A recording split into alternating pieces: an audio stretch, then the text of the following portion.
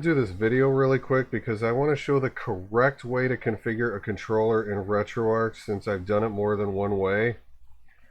I've gone ahead and deleted my config and all my controller profiles, so I'm sitting here clicking my joystick, nothing's happening.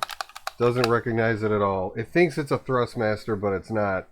Now, one thing I would recommend anybody to do is go to Online Updater and update your controller profiles.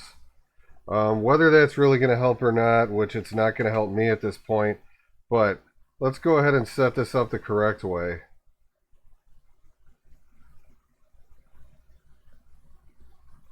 Okay, you want to go into Retroarch binds, port 1 controls, and you want to go to set all controls.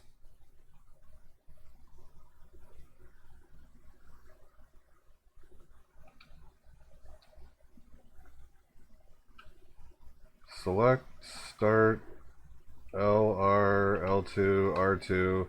If you don't have certain buttons, just leave it. My joystick doesn't have those. Okay, now we're not done yet.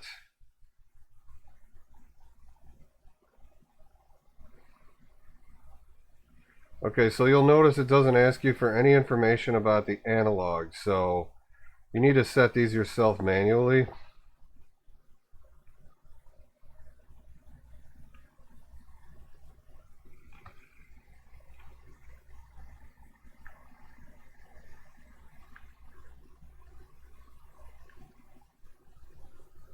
Okay, now go to the menu above it.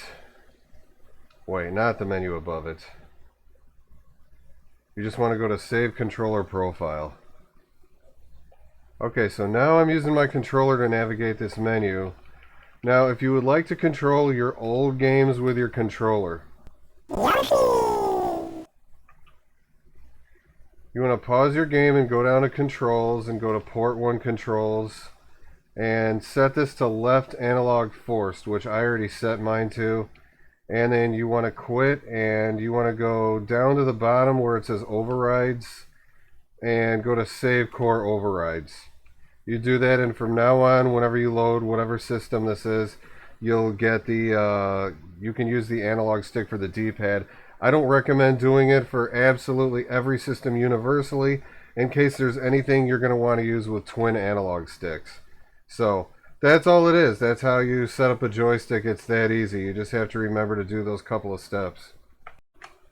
Retroarch has been a blast to work with. I've been using it for a long time and it's come a long way. Like, one thing you'll notice now is it doesn't just shove all of its saves into the save folder. Every single save that you ever save is organized by system. And if your save folder's been sitting around for many different upgrades of Retroarch, you might want to just save your old precious saves and then delete everything, and it'll start organizing per system then. Anyway, that's all this was. Thank you for watching this video. I'll see you guys soon.